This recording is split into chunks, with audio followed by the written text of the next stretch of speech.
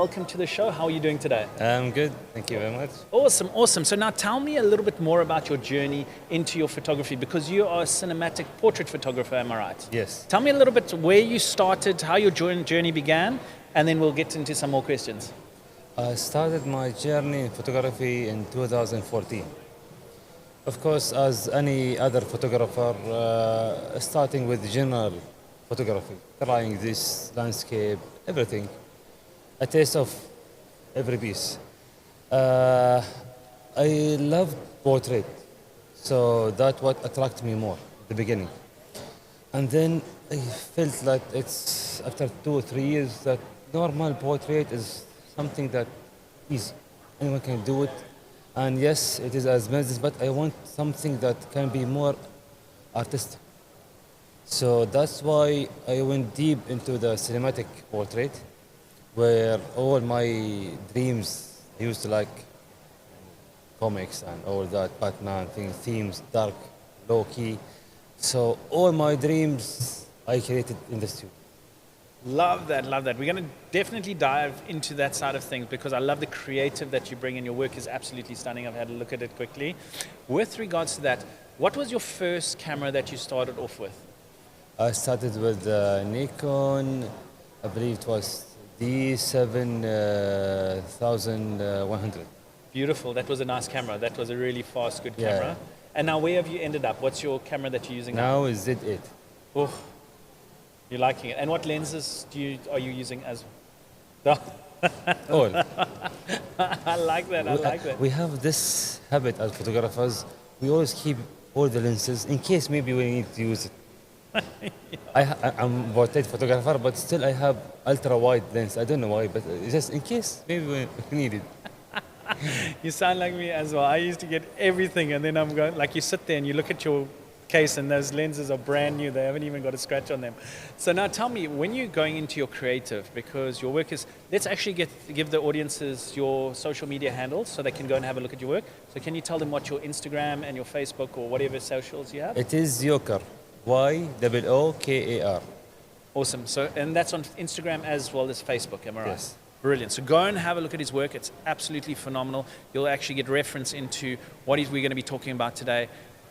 I can't wait to hear some of this. Okay, so now tell me, you're creative. I can see you put a lot of effort and creativity into it. How do you start out building that image that you're going to create? Like, what is your process? It goes through long process. Some are technical and some are creativity. Start with creating the idea first. People think ideas come to your brain. It's the opposite. You bring the ideas.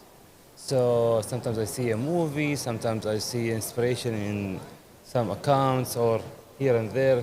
So I bring that creativity or idea, and then I start the process. The process is to find a model suits my needs, not just a model. I start with all the accessories, background, what will suit the idea, the color mood of the photo, all that for the creativity section. During the photo shoot, we go to the technical about lighting. Lighting is, I can tell you that it's almost 70% of the outcome, because especially with the low key and the cinematic, if you just spread the light, it misses everything. So you have to control it exactly to what you are showing exactly. Love that. So now tell me, talking about that, are you literally, when your finished work, how much of it is post-production? Honestly, I'm not good in Photoshop. And that's why I love that. Give me props on that one. and that's why I always try to minimize the editing as much as possible. Yes. To be in the photo. If I tell you the percentage is around 80 to 90%, the photo is ready. 10% is only the little bit tunes here and there, and even that tune is still something not easy for me to do it. I really love it, because what I've found, and those of you that are using your cameras, back in the day with film, we didn't have, obviously, Photoshop. We had dodging, burning, there was one or two little things that you could do. Your film type was a big thing back in the day. But what's nice with regards to your Nikon camera, you have got these filters in camera that will help you get to the actual product at the end. And I've been playing with that a lot. And if you look at NX Studio, you can actually create, and I'm sorry, I'm just adding on to this, you can actually create a filter on NX Studio on the raw image and then save it to your camera. So Nikon's really looking forward with regards to those kind of things. So I also like it because I found a lot of the time now, people, especially the younger photographers, are going, I'll fix it in post, I'll do it later. But it ends up taking you so much time, and you feel much better when you can shoot it because you feel a master of light and a master of photography. So I love it that you do that. See, the challenge is to get it ready. Yes, I agree with you. Now there are a lot of softwares, AI softwares. You can create the photo itself, not only the missing parts, and it is just in one click. The challenge as photographer is to create something in full details. I can tell you the smoke, the rain, the snow, everything in the studio. This is the fun part. It's not only about the outcome, it's enjoying the process and enjoying every step in the process. I love that. Tell me lighting, because obviously you mentioned about lighting important. So when you're creating something and you're using, what is your process with regards to your lighting? What lights do you set up first? Do you set up the key light first, or do you set up the special effect light first and then adjust your lighting? What is your lighting tips with regards to that? Usually for the lighting, I start one by one. I don't like to bring all the lights. I try to minimize the lights as much as possible. So I use one light, the key light, to my key subject. And then I start adding according to what I need. Do I need a rim light? Yes. Do I need fill light? Yes. So I add step by step if only I need. If not, because one of the main mistakes that photographers do, they have four lights and they start with full four lights together. And then you miss, or it's very hard for you to judge where is the leaking of the light, and you will not easily control the light situation. That's why starting with the first key light, main subject, and then you add, okay, I want the hair to show, I want some subject to show. Sometimes I put spotlights on the some of the accessories. What I usually do, and quite a paint, I put main light, and then I put lights on what I want the person to see in the photo and to what degree. Sometimes I put hard, it's exposure as level of the exposure, but others I make it under exposure. So I just show a little bit of that there is something, but I don't want you to focus on that. So I direct the people according to the light in the photo. Love that. That's one of the big things that a lot of photographers don't get. And I see you've got a workshop here, am I right? When is your workshop? 6:30 today. Okay, great. So his workshop's coming up. We have to get another one, but definitely go and look at his social media. With regards to it I noticed that when we're teaching and when you teach, a lot of people just want to take the photo. And one of the key tips I always say is watch the photographer and assist the photographer, see how they set up their lighting, because when you leave, you're not going to know what's happening. And so, ladies, gents, when you're watching this, make sure you understand your lighting. King of lighting here. So, what's the most amount of lights you've used or lighting you've used on a set? The numbers 5. 5 lights. Yeah. But usually 3 is more than enough. Okay, so as average. 3 is normally your. Okay, yeah. Great. And it's interesting. I did an interview. I was talking to another photographer on another channel, and literally, I think he brings 14 lights. Wow. To set. I'm like, 14 lights. It's unreal. But agreed. You have to understand that. So now, tell me, with regards to your Nikon camera, what is your favorite features on your Nikon? Give me 3, if you can. 3 favorite features. We haven't given them the questions, so that's why you can see that, because we wanted it as authentic as possible, so I'm giving them. And we agreed that it will be easy questions. A lot of good features in the camera, honestly. Yeah. It's very hard to tell you exactly what, I like the sharpness Brilliant. of the photos. I want to ask you, since that sharpness, did you shot on DSLR before? Have you found there's a difference with the sharpness on the DSLR lenses onto the new Z lenses? Yes, I used to have the D810, Yeah. and with the new one, is much better. The sharpness, the quality, even the raw file when you edit, Beautiful. you can see that it's strong. It will not just crack and out of eye noise here and there. Got it. It's very, very, very nice outcome that you feel happy when you see it. Especially now here, I have two photos in the exhibition. Oh, That congratulations. printed. One is here Yes. with Nikon and one with another place there. So when you Congrats. see it printed with the high quality, it's amazing. Well, I'm going to definitely go and have a look at that. And tell me, focusing, how are you enjoying the new focusing? The new focusing, I also have the Z6. Oh, okay. See, it's amazing. You almost not miss any of the, especially the fast sport activities. You will Okay. always keep focusing. Especially for me in the studio, sometimes I take the fashion. And fashion, models, Yeah. they think our work is easy. They think it's only about click. They don't know that we are tracking them and they're flying. I know it's their job, but we're suffering also. Excuse me, wait, at the focus. So yes, and I'm happy with the focus. It's just track fast, eye detection, all that focusing features strong. You're really enjoying it. Yeah. And now tell me, if you had to choose, now when you're shooting, you have to give me one lens, your favorite lens, one that you can't live without. For me, always it's 85, and this is my prime best lens. Why? Because I usually shoot in the studio. Oh, okay, yes. So this is my lens. Then everyone knows that this is my lens. Tell me, constant light versus flash. Flash. Definitely flash. Definitely Retains the flash. power. Cool, but I know a lot of people are scared of flash. How do you know what powers to use at different things? Just try. You try it, so you, Put it at the beginning, of course.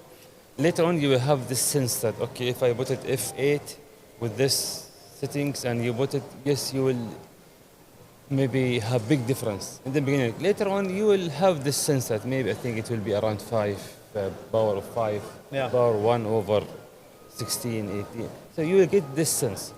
But it's okay, you can always try. Just try. Or you have a lot of other features like light metering. yes. But one or two try before the shoot, and that's it. Love it. Why not? Test it, try it. I absolutely love that. Now, moving on to what is one of the most interesting experiences you've had on set, or like, wow, that was. Sometimes I have an issue that I get busy. And when I get busy, I do a lot of things and then I go for the photo shoot. It happens, and this is with the photos, which is here in the Nikon post. I was tired, and honestly, I didn't want to do the photo shoot. And I was, I'm dead. And I have to go again from Dubai to Abu Dhabi, so it's long trip, and I just arranged everything easily and just simple, and I just, okay, because I arranged with friends and model. So I said I will do it, and that's how I go. But the results from the first test said, okay, 1 second, I love it. Now it's different feeling. This is like a caffeine for me. Yeah. Okay, wow, it's getting better. And I stayed for 2 hours extra. Even my wife was calling me, where are you? I'm happy, I'm enjoying. Call you later.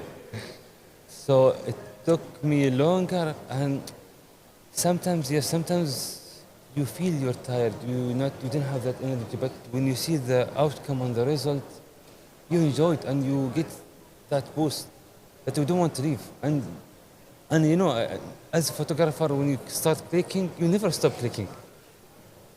That's so true. One more shot. One more. Click. Yeah. Click. And the model maybe the same pose.